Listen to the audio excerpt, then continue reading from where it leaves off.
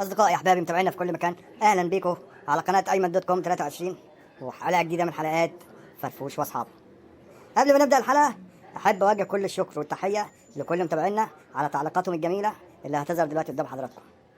يلا بينا.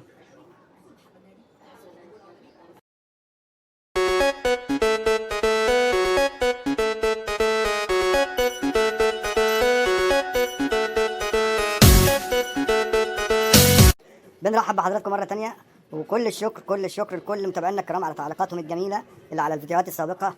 شكرا جدا جدا. يلا بقى نبتدي مع فرفوش وكوتش.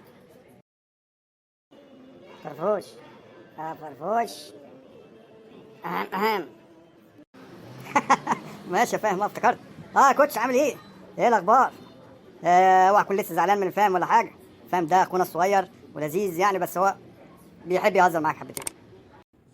الواد ده لسانه طويل وانا قلت هضربه مش هكلمه تاني.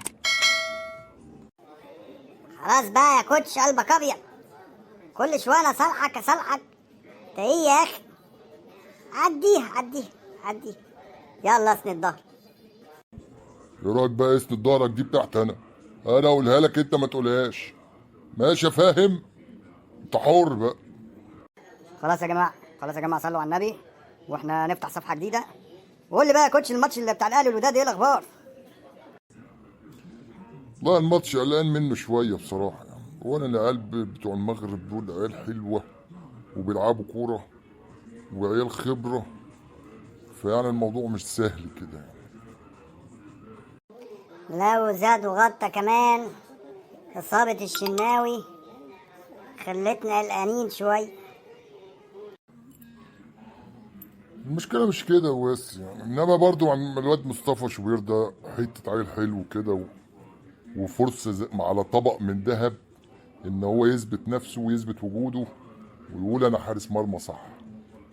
على رايي نفتكر ايام شوبير وايوب الكره المصريه لما صبر على كرامي وثابت البطل سنين وقدر يقف على في المرمى الاهلي بعد طول انتظار.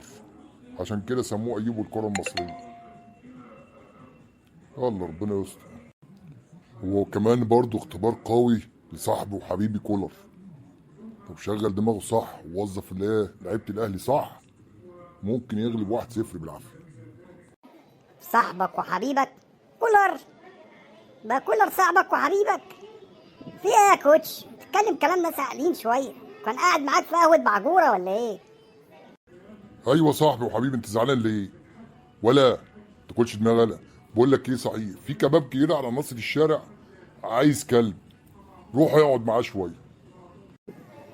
خليك معانا يا عم فرفوش عشان هو اللي ابتدى اهو الكوتش. شفت اللي انت بتقول لي انت اللي غلطان اهو بدأ يا عم.